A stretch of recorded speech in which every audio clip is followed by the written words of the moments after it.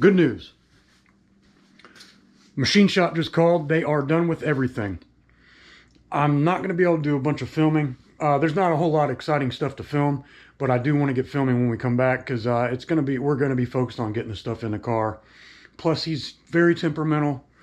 He's being friendly to me, but he's very temperamental. So I just don't need to cause any problems. So I was going to be working on this today, which we still can, but I'm going to have to spend a couple hours touching the newly milled parts. You know how that goes.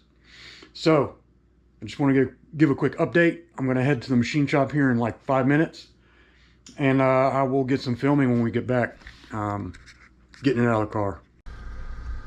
Got the heads. I can feel some sharp edges, so I will be cutting those down.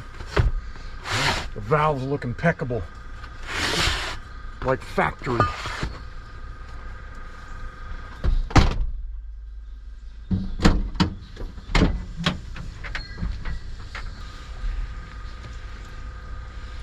Absolutely flawless. It's like magic.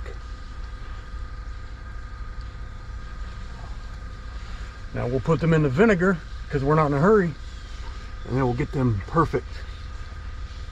Get all that fossilized crap off of there. Man, I'm happy. Yes, sir. Yes, sir. Yeah, man, you? Yeah, not bad. It doesn't get better weather than this. No, it's perfect. It surprised me. I wish I was at home putting this car back together right now, making me some damn money.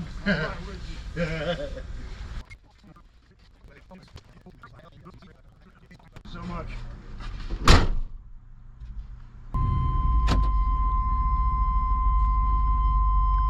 $900. All right. He told me about one potential issue. It's an exhaust valve. And just like the exhaust valves themselves were pitted, this valve seat on the head, he said it could possibly lap out, but if not, we'll just take them up to him and he can grind them. But I see what he's saying now. I don't know enough to predict, but I think he predicts it's possible, or he would have just told me, hey, we need to grind these. So we're gonna find out. I'm glad I bought the lapping compound. I don't know if it's showing up on the camera. This camera's not that great for this sort of shooting. But yeah, I just want to note that I'm gonna go to town on lapping them, and we'll see from there. Like if we spend 30 minutes lapping it and it doesn't smoothen out, they're gonna have to go back up there. But it's not the end of the world. I would prefer them to just lap out. We'll find out. I just found out what OG is. Oil galley. OG set. OG plug. Because it said plug on there, I knew what he was talking about. It's the barbell for the oil galley. I don't know exactly what it does, but I know it's the oil galley. But I left it out in the video. I didn't know what it was. It was a machine shop video at the end of the heads video. So I wanted to just throw that in there for OCD reasons. All right, I ripped the plastic wrapping off, which I will still use. But I need to have access to the stand, the bolts for the stand. I've gone ahead and rubbed down the cylinders again with some 5W30 and all the bare steel. I'm so worried about this thing rusting. See, it's already starting to rust there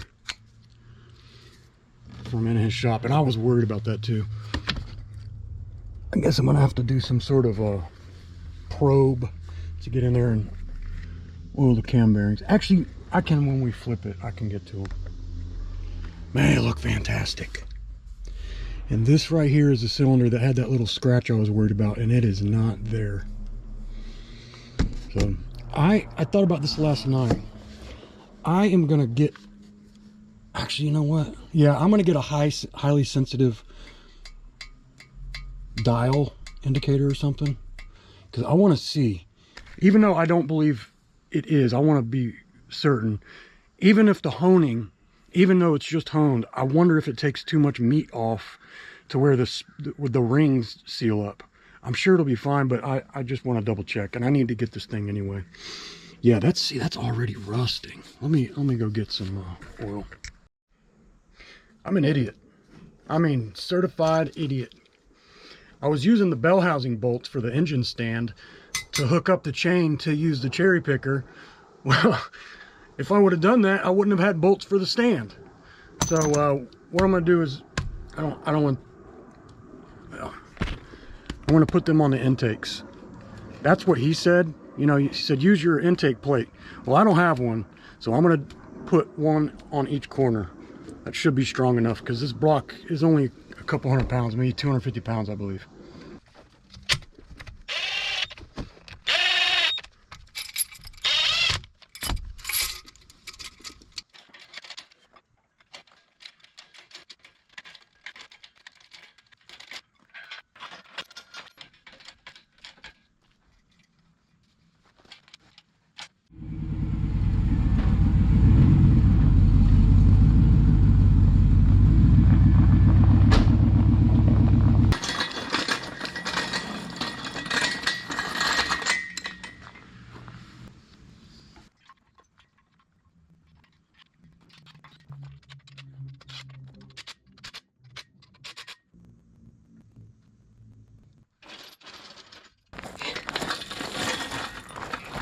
Ooh.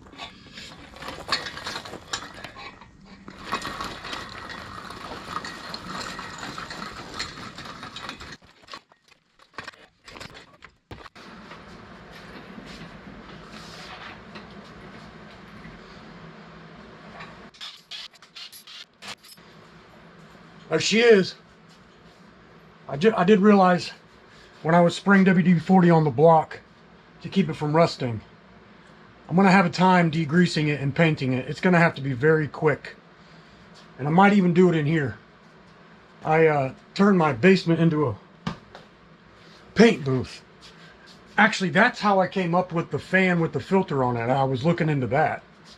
So we might tarp this off and just spray it in here. Because my luck, it's go outside and to spray paint and it storms. But there she is. She's gorgeous. Absolutely stunning. Look at those cross hatchings. Unbelievable.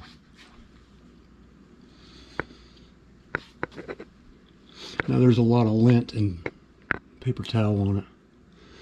Don't worry, these things will be wiped down about 1,700 times before we fire it up. Oh, and these are performance coated. I'm gonna have to ask him. I forgot the name of it. It seems like Borg or something. Something Borg. They're 150 bucks. High performance. Yeah, there was rust forming on here. So I try to do it with motor oil, and I just can't reach every crevasse. So I sprayed it with WD-40. And I was thinking about this before, and I don't have an answer. I wonder how to keep the water jackets from rusting. I don't think there is a way. I guess that's just motivation to get her running.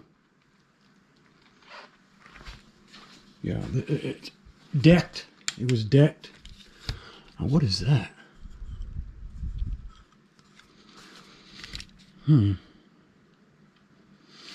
Yeah, he said he had to take 8 to 10 thousandths off. So I'm so glad that I took it to him.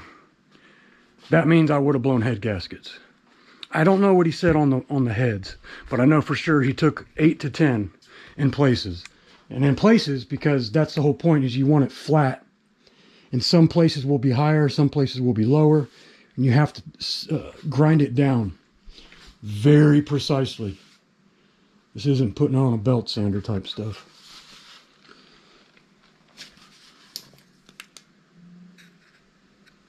Well, I'm excited. New freeze plug. I thought he said there wasn't a freeze plug. Oh, maybe that's for the barbell. Yep. That little white thing is a barbell. That's the oil journal. I still don't know what exactly it does. But guess what? I'm going to find out. 6 liter. Man, I'm excited. Now I gotta be careful because I've already cut my hands twice on these things. But there they are, the heads. My only concern, and we'll find out sooner or later, I already talked about it, but the exhaust valves are ripply. So if we can't lap it down, then they're gonna have to be ground. I kind of wish you would have just ground them and told me about it and then had me grind them. But we are gonna put thick wall, hardened push rods. All right, well, we're gonna get to it. We're gonna get starting to lap on these things. So if I do need to have them ground. Oh, and I was about to throw these away. And I thought, you know what? They don't take up much room. That will give me an idea of how big the head gaskets were factory. I know it's gonna be a little bit different because this has been milled. I do need to ask him how much he milled it, because that will, even though it's minute, it will change the combustion chamber volume. I think I showed it briefly in the car, but it probably won't make it in. That is the new edge, the seat. That is impeccable. Obviously, they didn't touch the intakes. They were already good.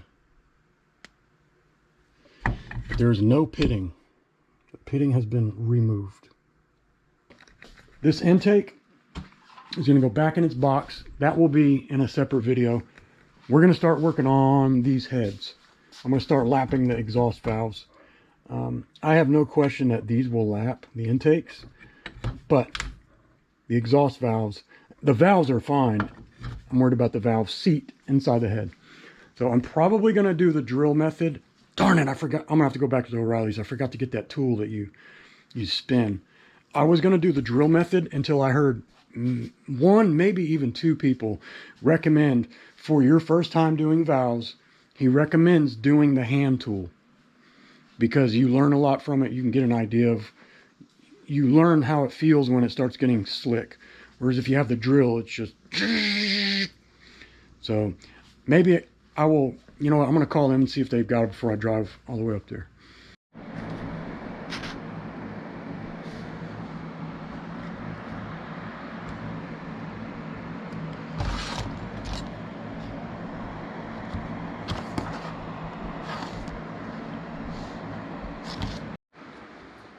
All right, I feel a little nauseous right now, but I was looking at those cam bearings because I'm about to oil this thing down, and I saw some really decent sized scratches on the cam bearings. I mean, that's pretty bad.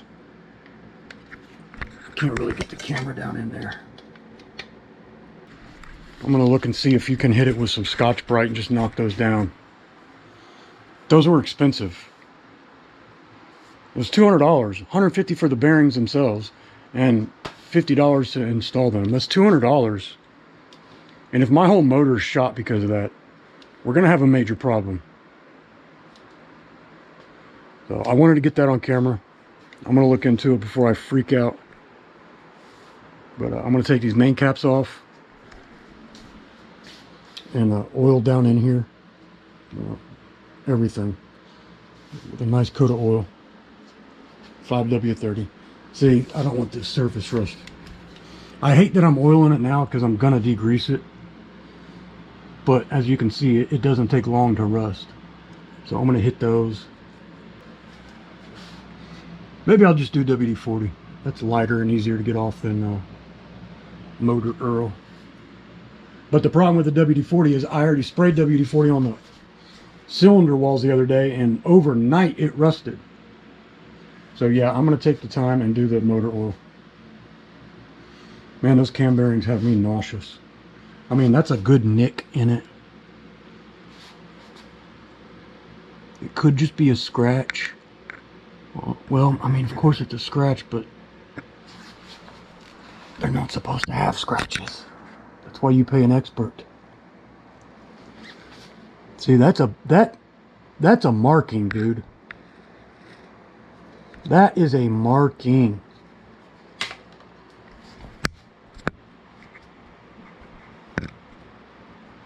I mean, I can feel it with my fingernail. Oh my gosh. gosh, I did not need this. I haven't even seen the other side. It could be worse. I might be overreacting, but I can feel it with my fingernail. That's not good. I'm just going to throw this in there real quick. So the issue is the valves, the exhaust valves. See the corrosion? Not corrosion. You can see how bad they are. Well, the vinegar did work. It took a while, but it did work. So what I'm going to do is I'm going to set up two jars, and I'm going to, since the number that I wrote on there with a Sharpie is going to get eaten off, it'll take a couple days, but I've got number 8 going and number 2 going. And we'll just be patient, and we'll lap the rest. Actually, I could take them out and lap them and put them back in. That's not going to hurt anything. But I just want to throw that in there real quick as far as what I'm doing to get the funky stuff off of it. It's just amazing how hard it is to remove.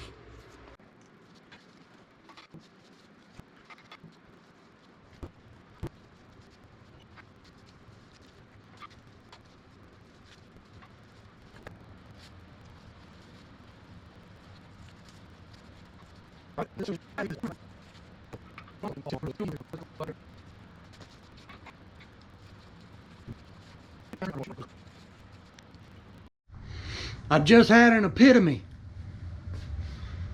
Before I start working on these, I want to put the heads on to see if they are in fact flat. Also, before I start lapping the valves, I want to check the guides to make sure that they're not bent, there's nothing wrong with them, because I'd hate to spend all that time lapping them if they're not going to work. So, quick change of plans, not a big deal. I'm in no hurry, so there's nothing lost. But I'm going to go ahead and take that bag off of it and throw some heads on and see how flat it is. I can't get over how light these are. I'm going to try to get this on camera. Doesn't show up so much on the front. Actually, I need that light. You can see the edge is absolutely, there is zero clearance. Zero. Obviously, there's going to be a head gasket there. But they are perfectly flat and level. I'm not worried. When I say the word worry, I'm not worried, but I am. Something else I got to think of to get the dowels, so I'm gonna have to write that down. All right, I'm gonna flip this and we'll try the other one.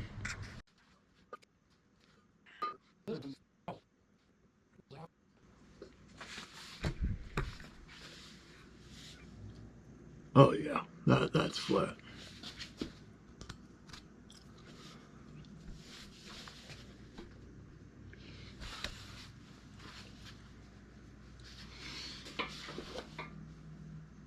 Oh yeah, it is perfect.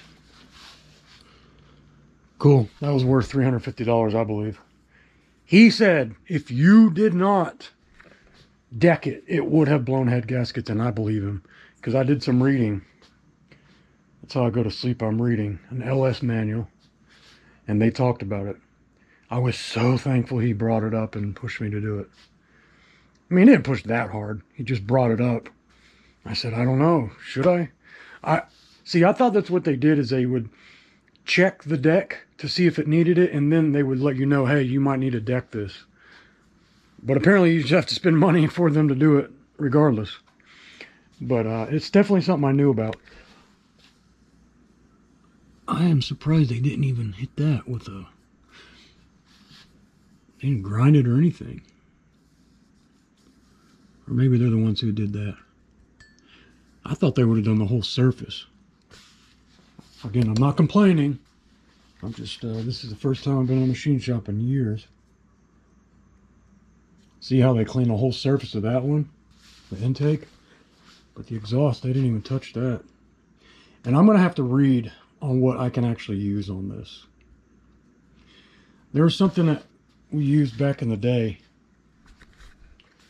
It was, I don't know what it's called, but it's a rubber, well, it feels like rubber, and it's got these hundreds of little green nipples that are like tiny, and it's very aggressive. We would use that on the heads and the block, but I never had aluminum. So I'm very worried about doing something wrong with the aluminum because it's so brittle. I wouldn't say brittle, it's, I don't know the word, the best word, but you can hurt it real easily. And see, I paid to have it cleaned. I thought that that would have covered that. Oh, and another thing I noticed, he didn't even take the freeze plugs out. I don't know if that's standard, but see, that's dirty. I want these things looking brand new.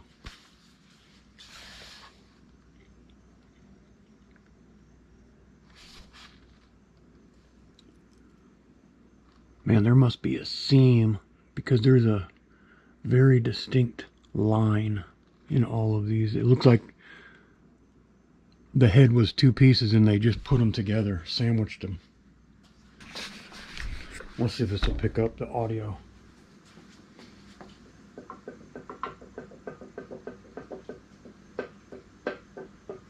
It is teeter-tottering.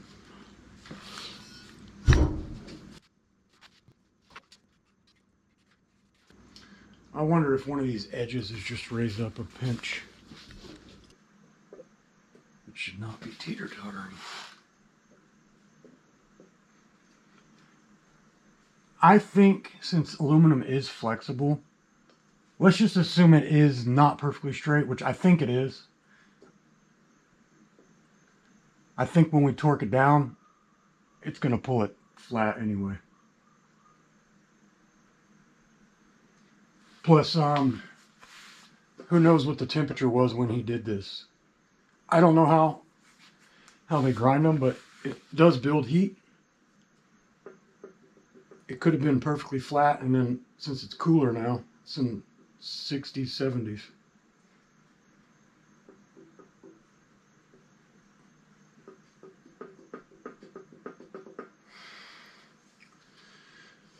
Well, we'll find out soon enough. All right, exhaust is first.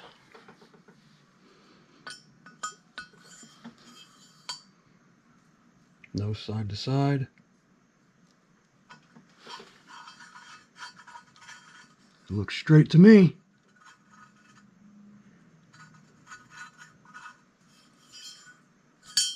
Calling it good.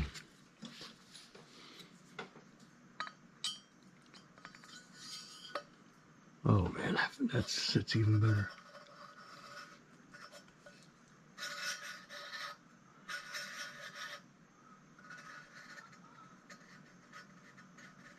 Cool. Cylinder 1 is good. Oh my gosh. That is precision.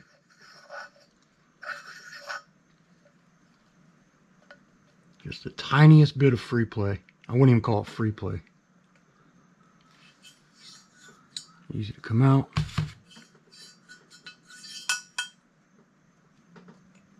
Yeah. Cool. I'm gonna call him good. I'm glad I didn't start lapping because I have it completely backwards. This is the driver's side. I started with cylinder number 7. So although they did feel perfect, they're not correct. So I need to flip this actually, because this is the front of the car. It goes intake, exhaust, intake, exhaust, intake, exhaust. I remembered that from earlier. That's how I know which head it is. And I went exhaust first. Well, I did it 3 times until I realized it. So we just tested the wrong ones, but it's good to know. I think it's good to know that we didn't waste the time, because the valve guides, I'd call them good. But obviously we're going to do it for the appropriate valve. There we go. Now it's intake, exhaust, intake, exhaust. Perfect. All right, I'm going to redo them all and do the next head. Okay, I checked all the valves except for 2, the ones that are in the vinegar. They're all nice, perfect, smooth. And also, that's about 0.3 inches, which is 30 caliber rifle. So I'm going to clean these out. I'm going to read before I do brass or copper, but at bare minimum we can run some swabs through these, because I have a 30 cal rifle, then I have the 30 cal cleaning kit. All right, I'm going to get going on this lapping, but I don't want to do it on camera. I'll get some footage later, but I just don't want to worry about the camera. I need to concentrate on it, and then I'll get some footage later. 30 cal, it's worn out, so it's not exactly 30, which is good, so I can wrap it in this rifle bore patch. I scrubbed them pretty well, not real hard, but just stroke them, I don't know, 10-15 times, lubricated it, cleaned it, and then I put a nice coat of 530 in there because I'm about to start lapping them. I'm going to clean these up. I'm making sure there's nothing in the seats. And I'm sure I'll clean the heads 2 or 3 more times, because the rubbing compound I don't want in any of these nooks and crannies, and undoubtedly it will get there. So I just don't want any metal or any kind of debris on the seats. So let's get a before. I'm going to start with the exhaust because that's the one that's going to take a lot of time. So I'm going to start with the exhaust, before and after. So it'll be interesting to see how it works. Again, I'm using this with Permatex. Oh, on this Permatex, it has four different coarsenesses. 120, then 150, then 180, then 220. So it grinds down with time. So it's basically a self-adjusting compound, which I think that's kind of neat, because the one at the machine shop the guy had was coarse and fine, and that's the brand Clover that I tried to get at O'Reilly's that they did not have. So that does it automatically. So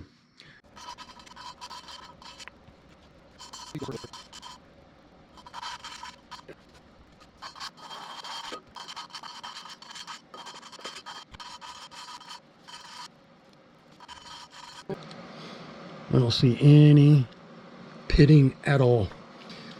Obviously there's some stuff here, but that's on a different task.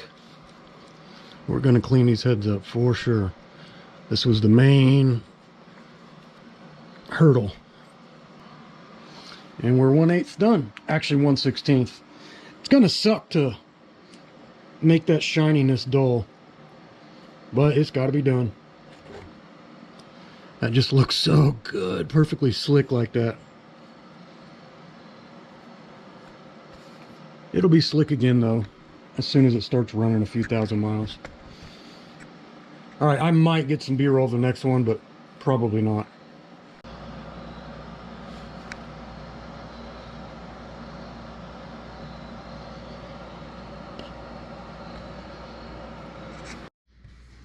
All right, it's been about 3 hours, and we're almost done with the second cylinder.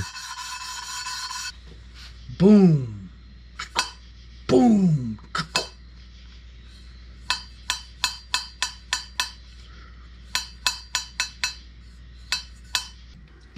That's motor Earl. There they go. I'll give these that are in the infirmary. Actually, this is more like a spa too. Everything's a spa for the engine. Getting her nails did. Yeah, we'll agitate it several times a day, and after 2 days, it will be clean. Science. This tool works pretty well. I was curious to see how the suction cup worked, and it's about what I expected. It comes off sometimes, but it's not that often. This stuff is pretty amazing, really. It's a compound, but it's mixed with water. So even if that dried out, I could probably put water on it and scrape it off. I'm not going to, I'm just trying to describe the composition. Well, we've got 4 down. Intake, exhaust. Intake, exhaust. I might even take these up to the machine shop just to have him say, yeah, that'll work. I might. I'm pretty confident, though, they're good. All right, that's going to call it a night for us. Hasta mañana. Man, I'm really sick to my stomach over this block. These, I found something even deeper now. It looks like a crack. I don't know if it's going to show up on camera. What's going on with my camera? Oh, man. Yeah, you can barely see it right next to the journal about, I don't know, ½ inch away. It looks like a crack all the way through. And this swirl.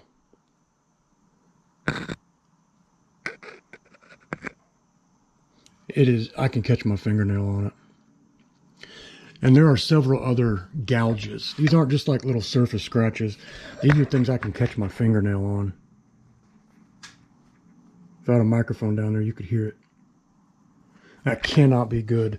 And the main thing I'm concerned with is, he said these are coated. These were $150, not including the installation. So these are $200 for high performance with a special coating. Now, how am I supposed to be okay with it having gouges in it? I could have done a better job myself. I know I could have. And then, I'm not able to see in these three, or these two yet, but I got up under here. I drew a picture of it. The oil journal is not even completely lined up. So it's like if the oil journal is, let's say, 1/4 inch wide, it's only like 2/3 of it is open. That's going to affect oil flow. And you can see, this won't pick up on the camera, but it's not centered up. It's just not centered up. See, there's no room. I don't know what it's called. I guess it's just the journal where the bearing goes. It's all the way to the edge over here. And then over here, you've got another 1/16 of an inch or so. Like, did they take their time at all? Because these clearances on these cams are very, very tight. It has to be precise. And I saw a video last night, and it recommended to, when you install bearings, to throw the camshaft in there just to test it. So I've got the old cam. I'm about to throw it in there and see. What I'm hoping, because I don't know how this guy's going to handle this if I bring it back up there and be like, hey, look at this. I have to assume the worst. But what I'm hoping is maybe I can throw this cam in there and they for some reason just disappear. I'd be happy with that. And if I call him and tell him, hey, about the oil journal, he says, oh, it's fine, you only need half of it, then I'll leave it. But the main reason I'm throwing the cam in there to see, I wish I knew the terminology, but where the bearing rolls on, there's 5 of them that are just perfect circles. I want to see if that's squarely on there. If it is, well, then I'll know. I'm sick to my stomach over this. So let me get a shot of what that's going to be. I also found out what that bolt was that I was trying to figure out earlier. It's the water pump.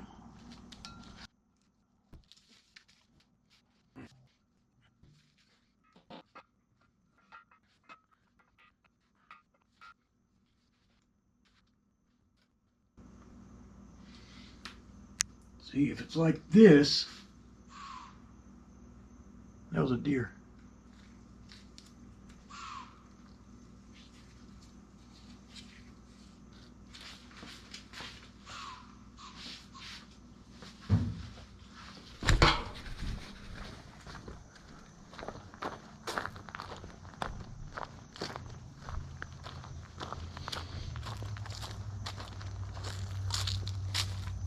They run through here.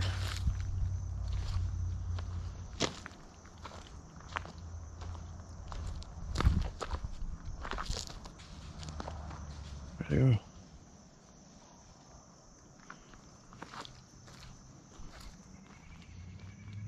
No way this camera will pick it up.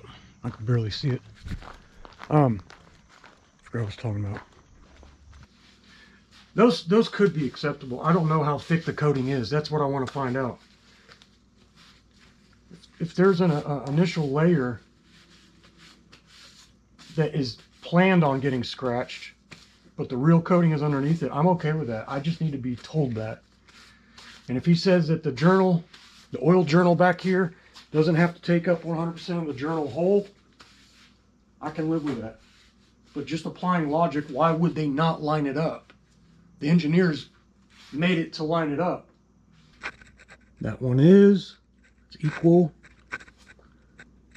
That one's not. I mean, come on, you can look at it with the naked eye and see it. All right, I've got enough footage now. This is stressful, man. This is really, really stressful. Because I don't just have the tools to turn around and go, oh, I'll just fix it. You know, there's a lot of money involved with this. And this alters the future of me having a machine shop I can trust. That's really what's bothering me the most, is I thought I found myself a machine shop. All right, I'm gonna figure out what to do. Man, this sucks. So what I've done, I cleaned off the deck of the block, cleaned off the deck of the head, made sure there was nothing there, put it down flat, and it was still rocking. Clean up the valve cover, head gasket, put it on there, put the head down, and I can still feel it rocking from back and forth. I don't know if it'll pick up on camera, but no, it won't show up, but it is. I can feel it in my fingertips down here. There shouldn't be any play at all if it's perfectly flat. There should be no movement if they're both perfectly flat. That's what I paid $350 for. I gotta go up to his place tomorrow. This is on the list. I'm making a list of all these things. He said he took 8 to 10 thousandths off. Well, why would you do that? To make it flat and equal. They're clearly not. So there's something in the middle that makes it higher.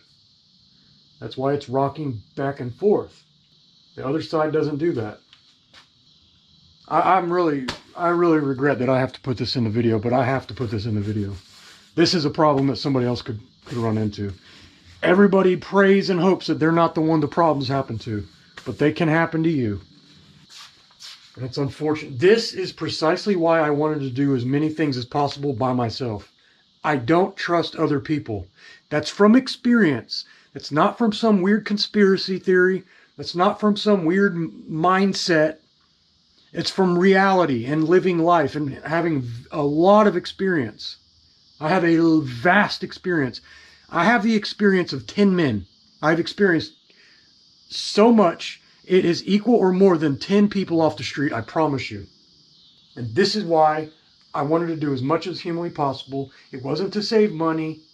It's because people don't care about other people. And I can feel this rocking back and forth. Pinching my finger in between the head and the block. There's nothing I can do about it either. I don't have I don't even know what tool they use. Some sort of lathe, I'm sure. Or something that comes back and forth. I don't understand how you can't get it level.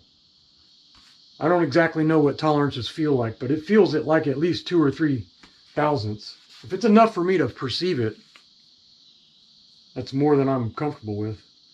Again, that is aluminum. It is soft. When we bear down on it, it probably will make it flat. But why isn't it flat right now? When I paid for that. That's the whole reason I paid him, was to make it perfectly flat. The issues are just stacking up, man. And there's 0 chance that I will let him put the lower end together. 0% chance. That's enough for now.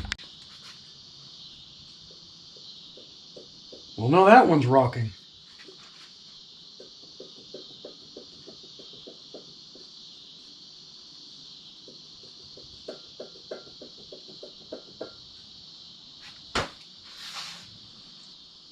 If 2 surfaces are flat, they can't rock. There's nothing to rock on.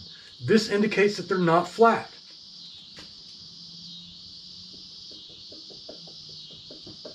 I know you can hear it. Yeah. I can feel it rising.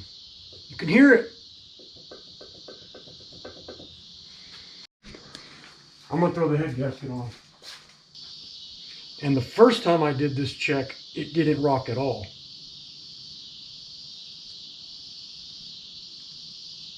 So yeah, it's not rocking now with the head gasket. The driver's side did. If I wasn't turbocharging this and spraying NOS, I probably wouldn't stress this. But everything has to be right. There's certain things that have to be completely right. And this is one of them. I had a question last night too, reading. If he honed it, that means he had to take some material off.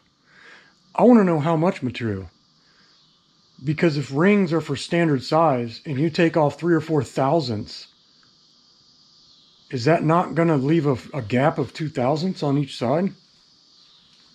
I'm going to put that on my list.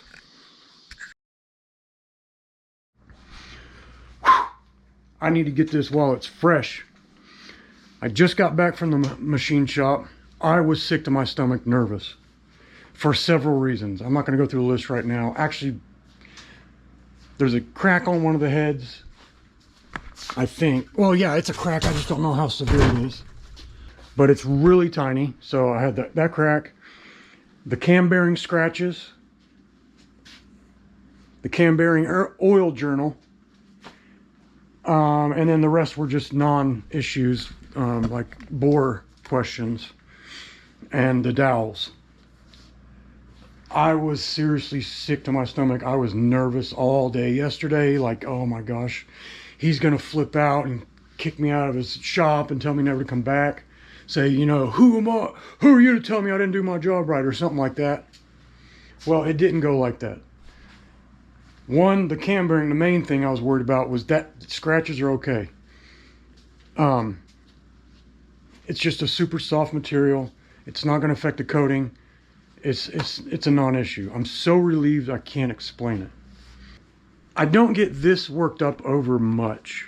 I was pretty worked up over it because the consequences would have been pretty friggin' rough considering there's not another machine shop around. The oil journal, he said as long as it's half. Well, it's about 75%. So we're good on that on that department. And there's other stuff that's not really an issue, but I just wanted to give some closure to this valve machine shop debacle. One last thing, actually. I did talk to him about the head rocking back and forth. He said it should not. I said, well, it does. I told him my theory. Hey, when you machine it, it gets warm. It's cooler now. Maybe it, aluminum changes shape. He said, put 6 bolts in it. Put some newspaper down, like strips of newspaper or just notebook paper, and see if you can pull any of them out when it's torqued down. Not torqued down, hand snug. So I'm going to do that here in a minute. I'm just going to collect myself now that got that monkey off my back. And we're going to check and see. So even if it's warped, it looks like he's going to handle it well, which is not what I expected because he's got a very abrasive, contentious attitude. I was just thinking the worst because, well, I'm an experienced person, and when you deal with contentious people, they act contentiously. It's fine. I'm going to do those checks. I'm going to text him a picture of the crack once I find it. It's really tiny. I'm not even seeing it now, quite frankly. But it's up under the light. You can see it probably. Let's see, it's the number 2 cylinder. It was definitely this.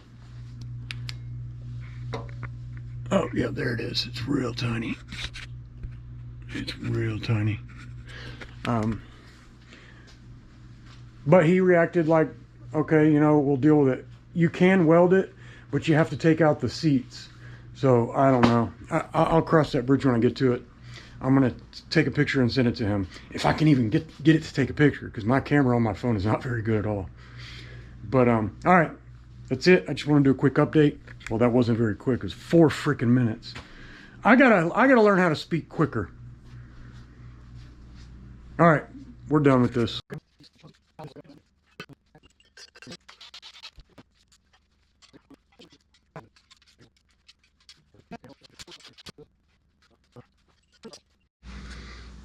I'm an idiot. This is the passenger side. All right, shall we try this again?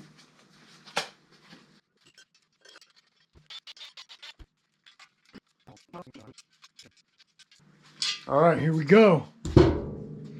Good, good, good, good. All right, excellent. Okay, we've got the passenger side on and bolted down. Just beyond snug. Oh, what a relief. You have no idea how much of a relief that is. Looks like our heads are good. These are 3.5. The tolerance is 3 or less. They're not budging. That means when we torque it down, it will lay flat. I think it's the aluminum being so wimpy. Okay, minus some cleaning on the heads, some real deep cleaning, getting all the carbon out. And I'm going to do one final lap on these. It won't show on camera, but, oh, I forgot about this.